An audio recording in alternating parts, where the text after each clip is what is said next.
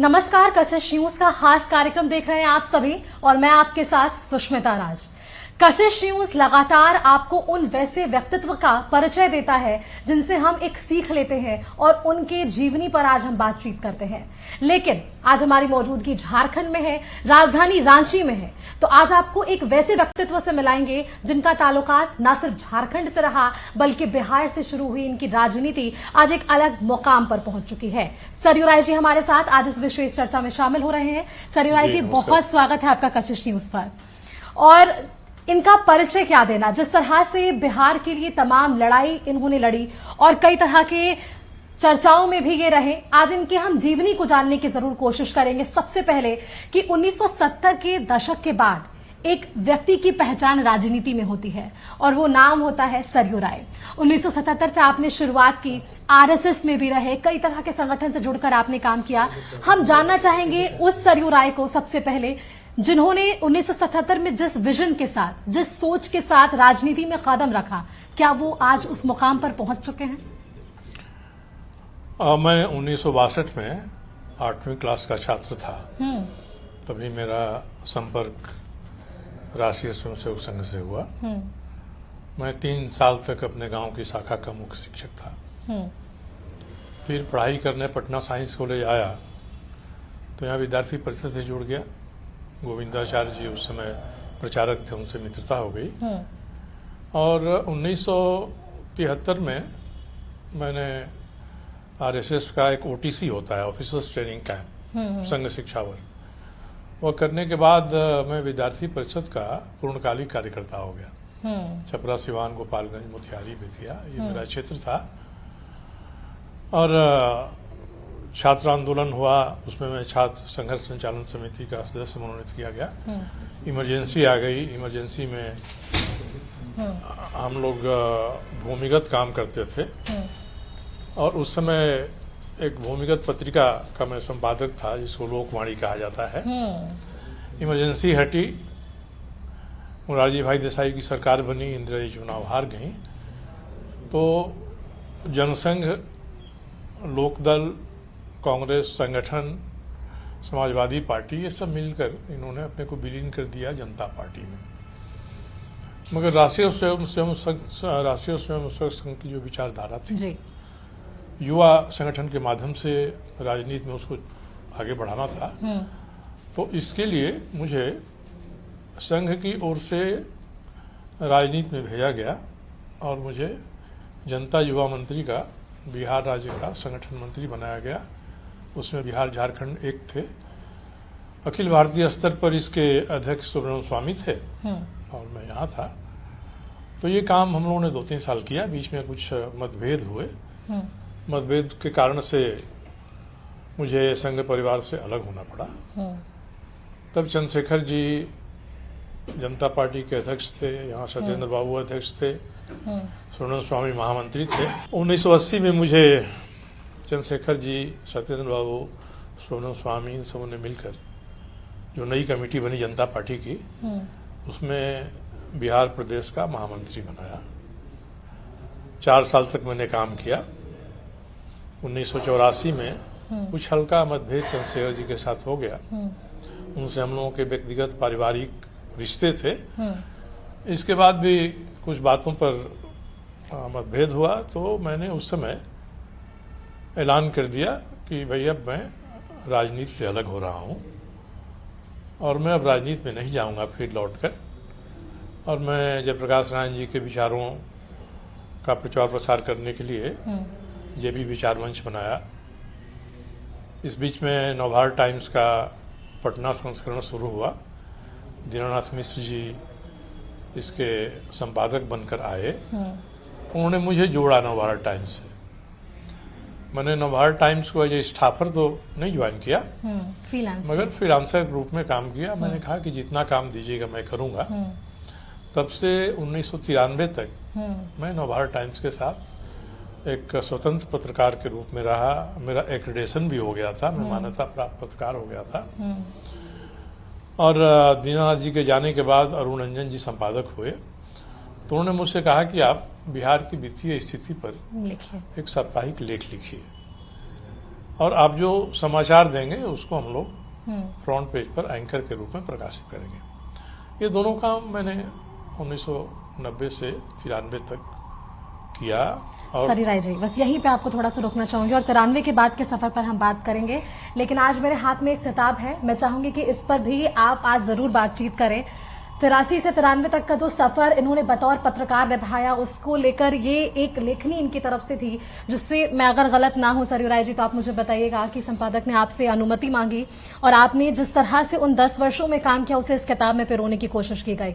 ये किताब आज अगर सरयू राय पीछे मुड़कर देखते हैं, पढ़ने की कोशिश करते हैं, तो क्या वो पत्रकार आज भी आपके अंदर जिंदा है?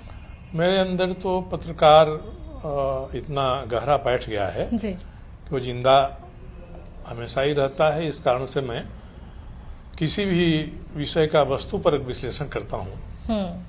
इसके कारण से मेरे संगठन में भी, बाहर भी कई लोग नाराज होते हैं। तो इसमें तो हमने अपने वित्तीय आलेखों को समाहित किया है। संपादक अरुण रंजन जी ने मुझसे कहा था कि सप्ताह में एक बार आप बिहार की आर्थिक स्थिति पर एक लेख लिखिए।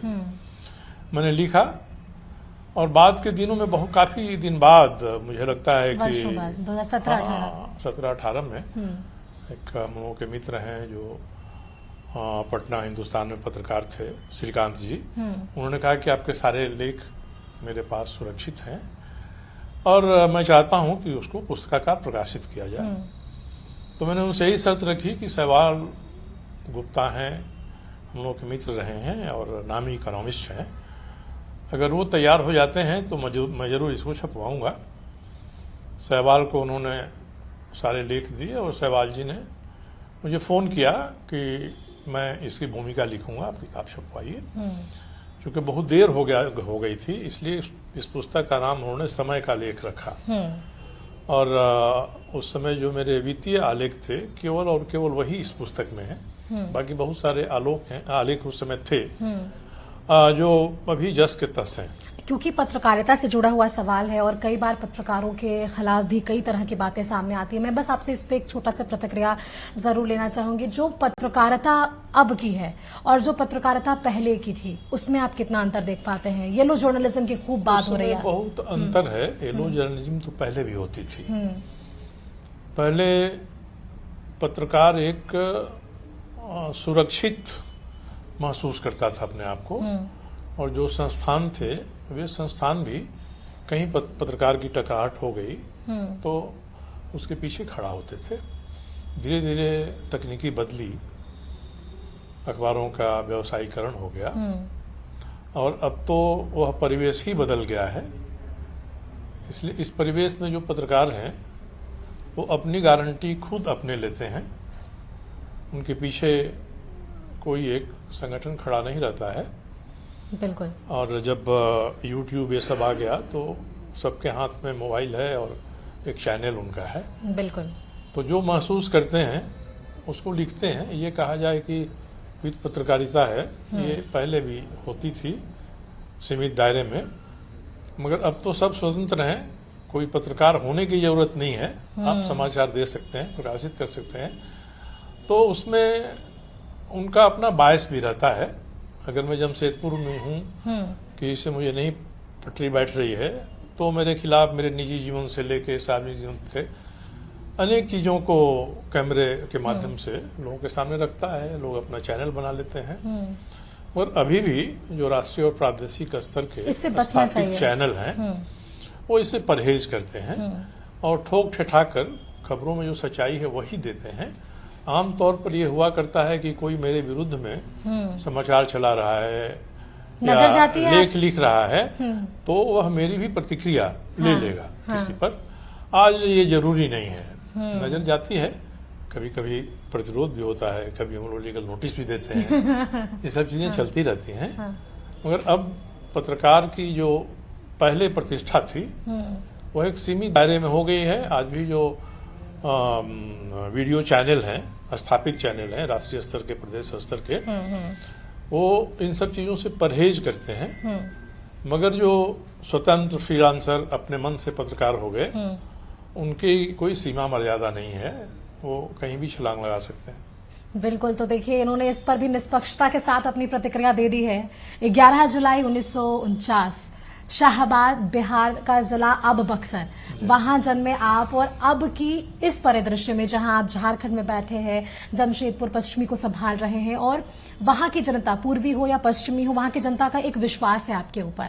उस राजनीतिक समीकरण पर हम बात करेंगे, लेकिन हम जानना चाहेंगे कि जो बिहार से अलग हटकर झारखंड जिस वक्त बना, उस समय आपने देखा, आपने आरएसएस से अलग होते हुए बीजेपी को देखा, बीजेपी के संगठन को बनते हुए देखा। आज विश्व की सबसे बड़ी पार्टी बन चुकी है बीजेपी, ऐसा सभी लोग कहते हैं, और बीजेपी खुद भी इसका जो है वो ढिंडोरा जरूर बताती है।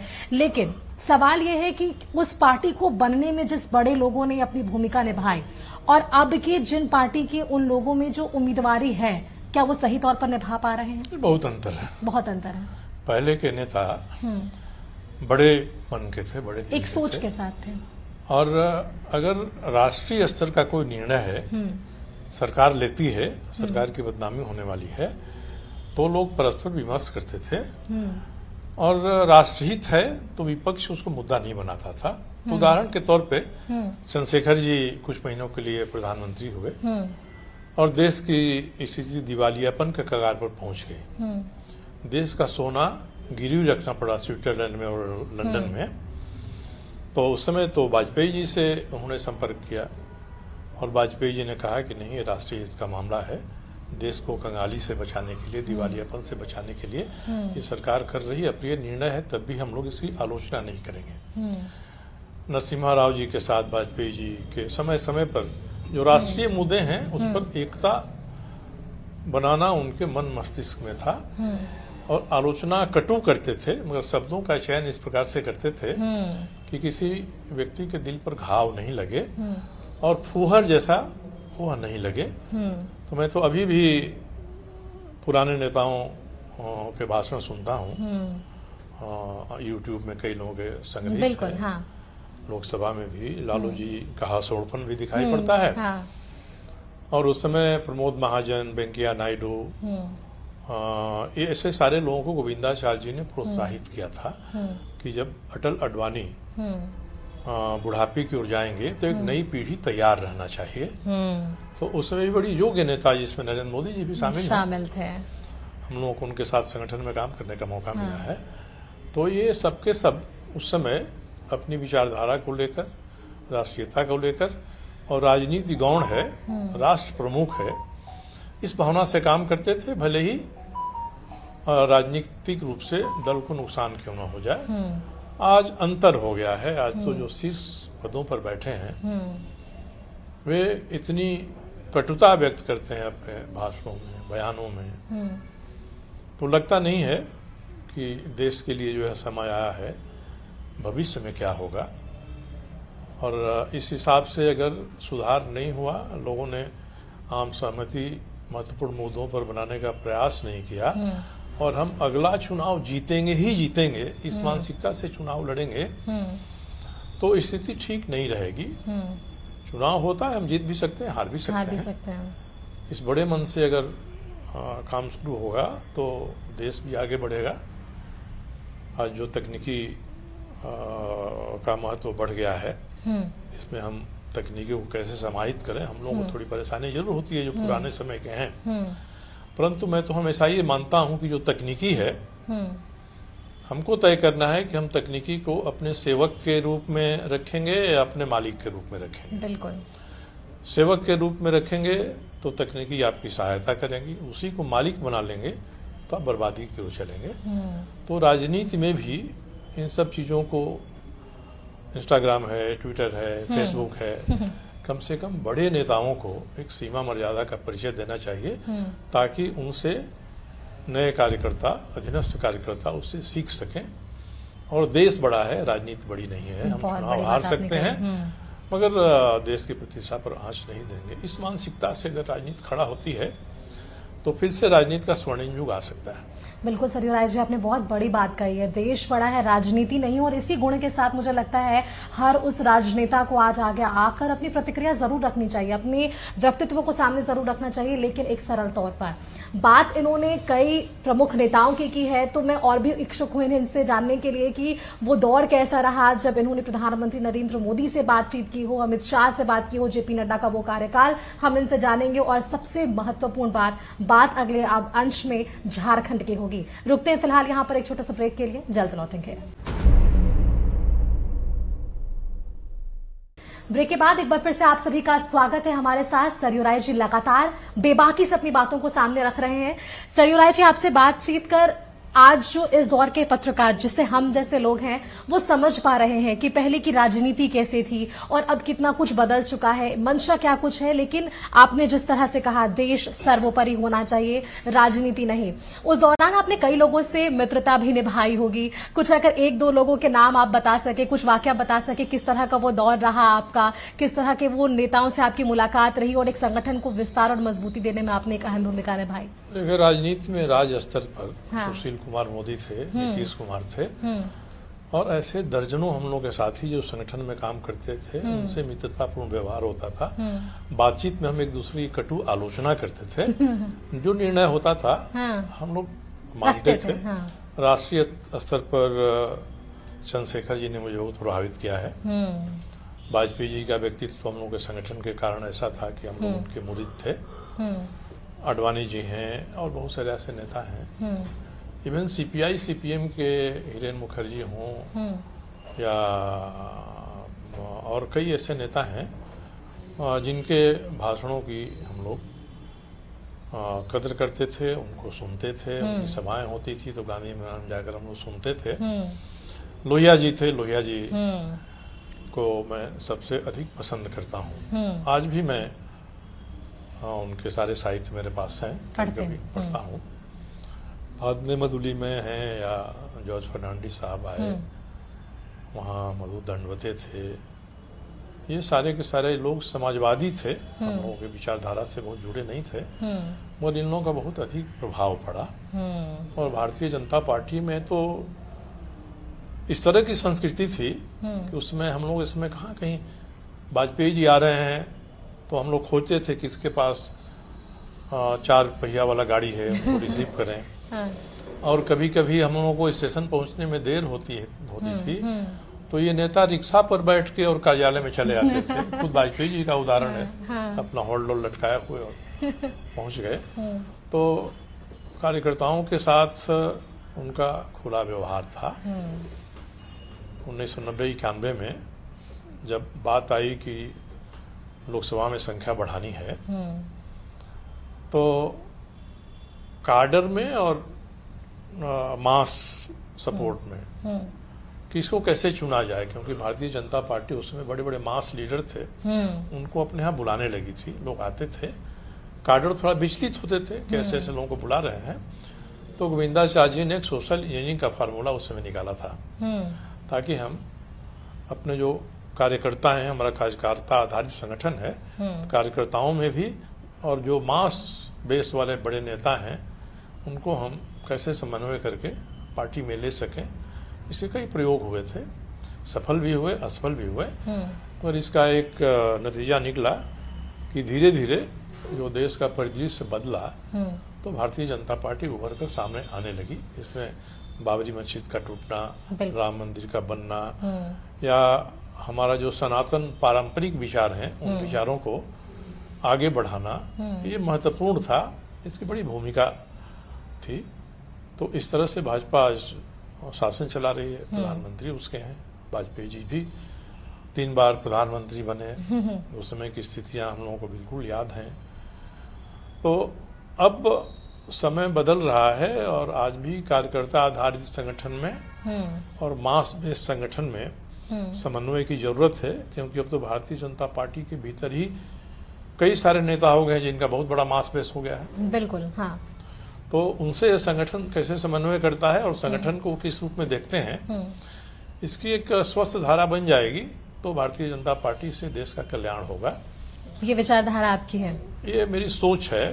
नहीं तो फिर तो आपसी प्रतिद्वंदा में जो टूट फूट होती है नेतृत्व के कारण से, एक दल के कई दल बन जाते हैं। हम लोग समाजवादियों के बारे कहते थे कि ये 1 साल से अधिक अलग नहीं रह सकते हैं और 2 साल से अधिक एक साथ नहीं रह सकते हैं। तो ये भी अलग बने, मगर अब यही है कि आज के परिदृश्य में जब कई ऐसे नेता आ रहे हैं जिन्होंने राजनीति को अपना कैरियर मान लिया है, और किस तरह से हम छिद्रान्वेषण करके असहज मुद्दों को भी उठा करके हम सरकार को विफल बनाएं, जनता को इसके खिलाफ खड़ा करें, ये चीजें हो रही हैं। अब ये चीजें हो रही हैं तो आज जरूरत इस बात की है कि सभी मिलकर कुछ आम सहमति के बिंदु निर्धारित करें कि हम इन बिंदुओं पर आम सहमति रखेंगे, बाकी पर हम मतभेद रखेंगे, लड़ते रहेंगे, मगर आम सहमति के जो बिंदु हैं इनका विस्तार करने का प्रयास हमारा रहेगा। तो राष्ट्रीय राजनीति जो विश्व की चुनौतियां हैं, हथियारों की चुनौतियां हैं, और एक दूसरे सरकारों पर, चाहे अमेरिका हो, रूस हो, चीन हो, कब्जा करने वाली प्रवृत्ति है। ट्रंप जैसे लोग अब आ गए हैं जिनके मन में किसी दूसरे राष्ट्र का महत्व ही नहीं है। तो इस स्थिति से भारत उभरेगा और आगे बढ़ेगा तभी जब सभी दल मिलकर कुछ आम सहमति के बिंदु खोज लें। बिल्कुल, बहुत बड़ी सलाह आपने दी है यहाँ पर। और एक व्यक्तिगत प्रश्न आपसे रहेगा, राजनीति में आप रहे, लेखनी में भी आप रहे, बतौर पत्रकार भी आपने काम किया, लेकिन अगर इन सारी चीजों को अलग रख दिया जाए, सरयू राय की एक व्यक्ति विशेष के साथ या फिर एक वस्तु विशेष के साथ क्या रुचि रही है? अगर सरयू राय आज एक राजनेता नहीं रहते, पत्रकार नहीं रहते, तो क्या रहते? देखिए, राजनीति में मैं अपनी प्राथमिकता से नहीं आया। हाँ। मुझे ठेल कर 77 में जनता युवा मोर्चा का संगठन मंत्री बना दिया, और इसके बाद ऐसे अवसर आते रहे कि मैं राजनीति से अलग होने के बारे में अनेक बार सोचता रहा, परंतु फिर मैं ठेल ठाल के राजनीति में ही आ जाता था। अभी तक ऐसा ही चलता रहा है। अभी तक मैं प्रयास करूंगा कि आगे ये सिलसिला बंद हो। अरे क्यों लेकर ऐसा, मतलब ये विचार क्यों? बहुत रुचि नहीं है। कुछ जो आपने कहा व्यक्तिगत पसंद होती है, और उसके हिसाब से भी जीवन जीना चाहिए। मुझे लोगों से मिलना और मुझे प्राध्यापक होने का बड़ा शौक था, और मैंने रांची में यहाँ राम लखन सिंह यादव कॉलेज में भी कुछ महीनों के लिए लेक्चर ज्वाइन किया। पटना गया, छात्र आंदोलन बिहार का हो रहा था, जेपी का, मैं उसमें लग गया, यहाँ छूट गया। उसी तरह से रांची में एक जेडी वीमेंस कॉलेज है, 1975 में मैं वहाँ भी लेक्चर रूप में चयनित हुआ। और 75 में इतनी बड़ी बाढ़ आई कि हम सभी उस बाढ़ के प्रबंधन में जुट गए, और वो नौकरी भी हमारी छूट गई। बीच में हम लोगों ने अपना कोचिंग इंस्टीट्यूट बनाया था पटना में, मतलब शिक्षा के क्षेत्र में आपकी रुचि रही है। प्रीमियर कोचिंग इंस्टीट्यूट जो मेडिकल इंजीनियरिंग की कोचिंग देता था, सबसे बड़ा इंस्टीट्यूट हो गया था। तो मैं उससे भी जुड़ा था। मैं राजनीति में सक्रिय हुआ तो हमारे मित्रों ने कहा कि अब तुमसे क्लास लेना संभव नहीं होगा, आपको हम लोग 5,000 रुपया महीना दिया करेंगे, क्वेश्चन सेट कर दीजिए, कॉपियां जांच दीजिए। तो राजनीति में सक्रियता के साथ साथ मैं ये काम करते रहा।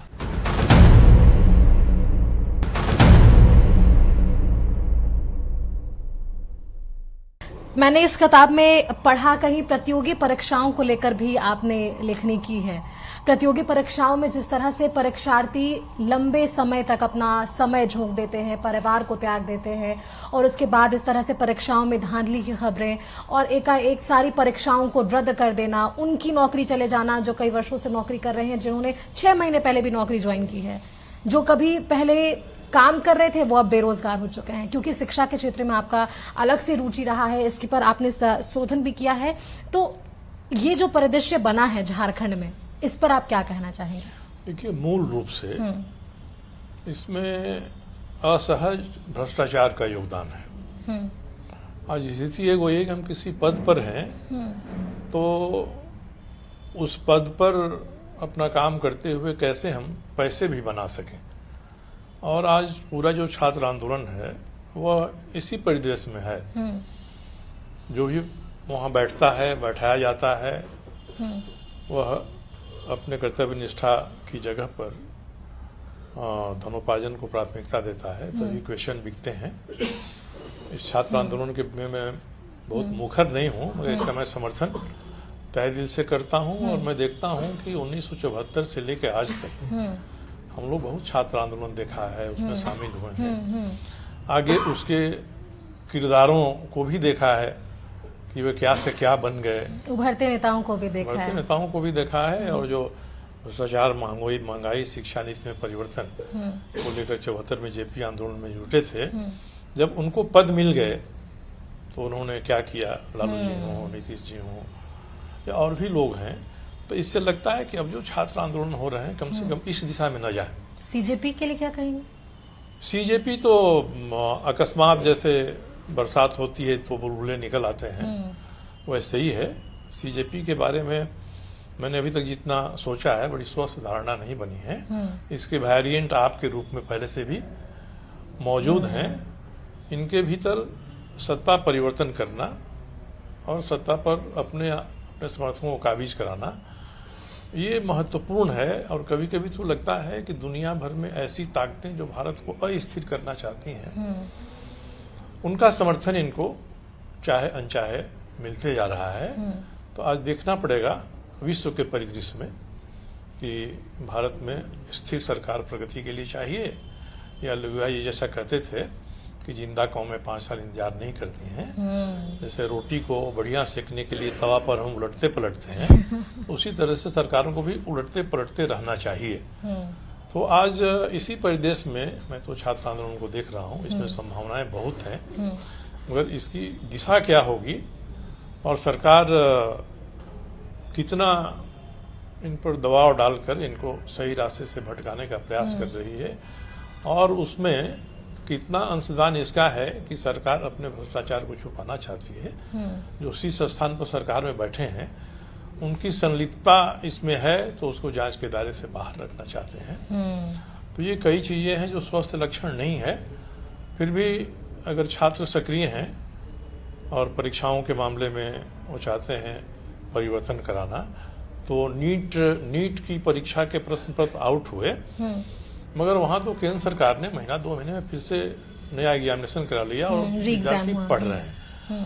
मगर यहाँ तो 20 वर्षों से परीक्षाएं होती हैं, रिजल्ट नहीं निकलते हैं, मामला हाईकोर्ट में जाता है। अब प्रश्न पत्र कैसे आउट हो रहे हैं और किस तरह से यहाँ एक ऐसा सिंडिकेट बन गया है जो परीक्षा को पवित्र नहीं रहने देना चाहता है। तो झारखंड की समस्या अलग है। मैं तो हेमंत सोरेन जी को बहुत पसंद करता हूँ व्यक्तिगत रूप से, और मैं पब्लिकली भी कहता हूँ। मैं तो यही चाहूंगा कि इस मामले में वे सही रुख अख्तियार करें। उनके साथ रहने वाले जिन लोगों ने गलती किया है उनको उसकी सजा भुगतने देना चाहिए। और हेमंत सोरेन का जितना यहाँ आधार है समर्थन का, मैं तो हमेशा ही कहता हूँ कि इस राज्य में या तो आप मुख्यमंत्री रहिएगा या नेता विपक्ष रहिएगा, ये 2 पद आपके लिए सुरक्षित हैं और दोनों ही पद समान रूप से महत्वपूर्ण हैं। इसलिए आपको इन चीज़ों से ऊपर उठकर राज्य आगे बढ़े।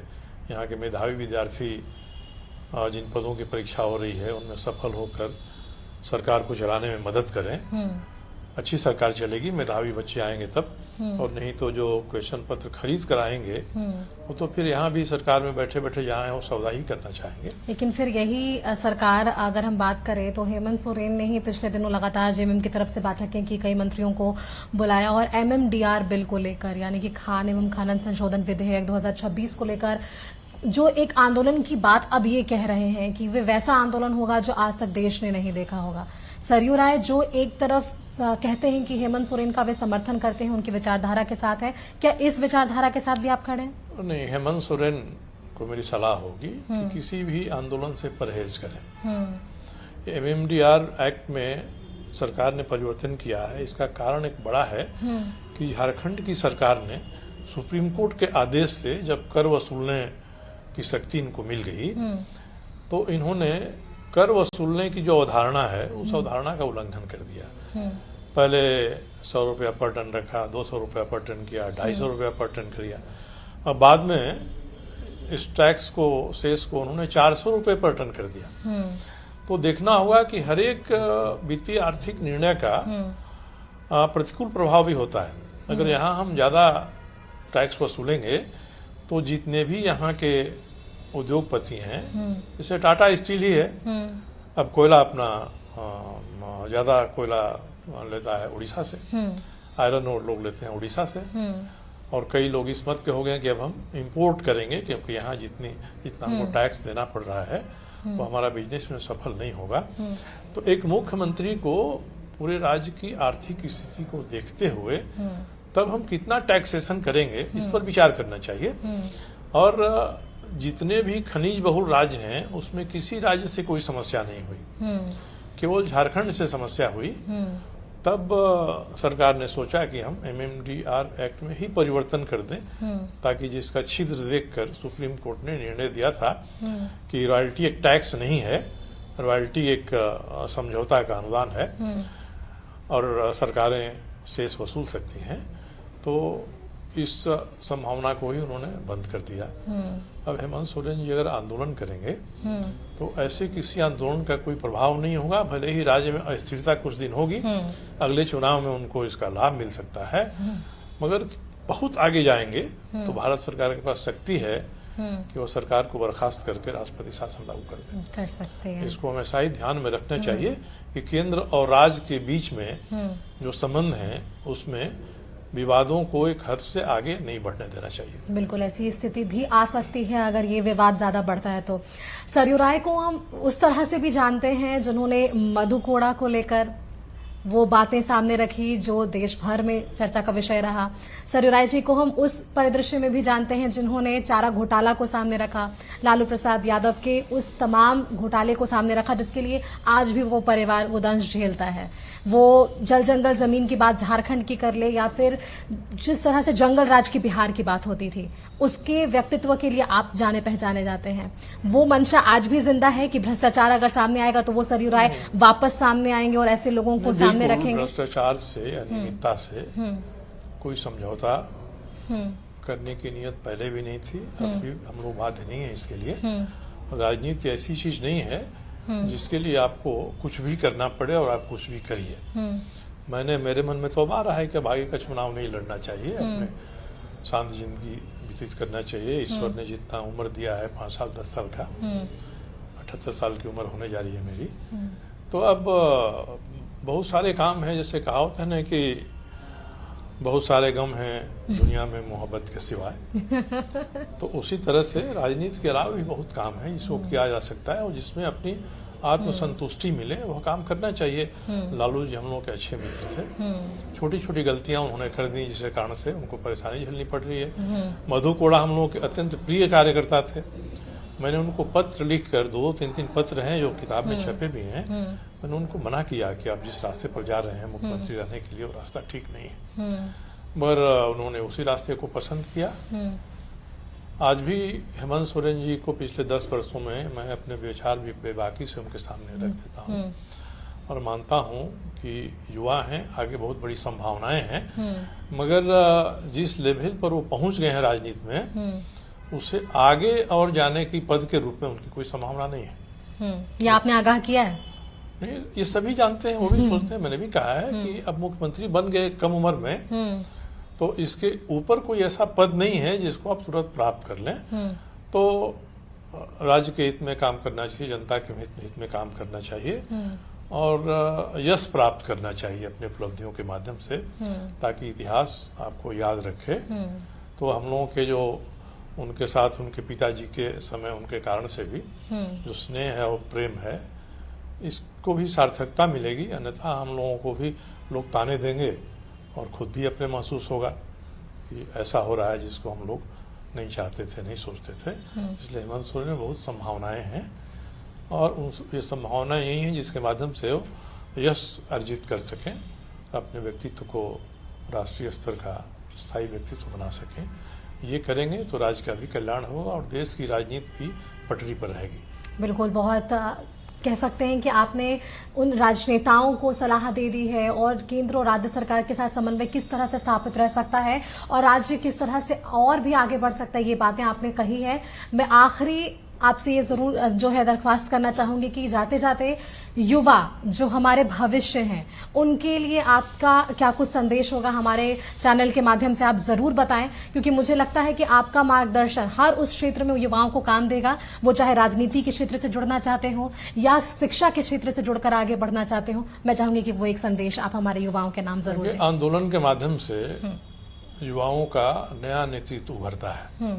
इस आंदोलन से भी कई युवा नेता सामने आएंगे। मेरी उनको सलाह यही होगी कि आज की जो राजनीति है उसकी नकल करते हुए आगे न बढ़ें, क्योंकि राजनीति में जितने व्यक्ति सफल दिखाई पड़ते हैं उससे 1000 गुना असफल होने वालों का उदाहरण है। तो राजनीति को एक ध्येय बनाकर जनता के हित के लिए, राज्य के हित के लिए और अपने बुद्धि कौशल को सामने लाने के लिए एक सामाजिक वातावरण झारखंड में बने और राजनीति में ये नई लकीर खींचे जिसके लिए लड़ रहे हैं, उसको अपने राजनीति की दिशा में मील का पत्थर बनाएं तो उनके लिए भी बेहतर होगा, राज्य के लिए भी बेहतर होगा। मैं तो चाहता हूं कि नया नेतृत्व बड़ी संख्या में उभरे, परंतु वह नेतृत्व राज्य के अलावे राष्ट्रीय हितों पर भी ध्यान रखे और राज्य की जो समस्याएं हैं उनको राष्ट्रीय हितों के भीतर ही सॉल्व करने का प्रयास करें। केंद्र राज्य के संबंध अच्छे रहें। आज तो पंचायती राज हो गया है, नगर पालिकाएं बन गई हैं। इनके माध्यम से जो नेता उभरेंगे, मेरा ही कहना है कि संसद और विधानसभा ये शासन करने वाले तंत्र की प्रमुख है। भारत का सरकार हो, राज्य का सरकार हो, मगर जो हमारी नगर पालिकाएं हैं, स्थानीय सुशासन हैं, वे सेवा के महत्व के लिए काम कर अधिक भूमिका निभाएंगे, कारगर होंगे। वे भी अगर शासन की ओर चले जाएंगे कि हमको शासन करना है, तो ये कानून नियम भी उनको इसके लिए परमिट नहीं करेगा और अपनी भूमिका का भी निर्वाह वो नहीं कर पाएंगे। इसलिए आम जनता से जुड़े हुए मुद्दों को सहजता से हमारी जो स्थानीय स्वशासन वाली नगर पालिकाएं हैं, पंचायतें हैं, ये उसका समाधान कर सकती हैं और राज्य और केंद्र की राजनीति में नेताओं के व्यक्तित्व में जो कमियां हैं, आंदोलनकारी छात्र उन कमियों का भी विश्लेषण करें और अपने आप को इन कमियों से दूर रखने का अधिकतम प्रयास करें, तो झारखंड के लिए सबल, सफल और बेहतर नेतृत्व आगे मिल सकता है। बिल्कुल, बहुत शुक्रिया आपका सरयू राय जी हमारे साथ जुड़ने के लिए, आज बेबाकी से तमाम विषयों पर, तमाम सवालों पर अपने जवाब देने के लिए। और मुझे लगता है कि आज के इस इंटरव्यू से सरयू राय को हम जान पाए हैं कि जिस तरह से इन्होंने राजनीति की शुरुआत की और जो गुण सीखे वो किससे सीखे और आगे क्या इनकी प्रेरणा रहेगी और किस तरह से आगे लोगों को प्रेरणा देते रहेंगे। बहुत शुक्रिया सर आपका हमारे साथ जुड़ने के लिए। नमस्कार आपको, आपके दर्शकों को भी।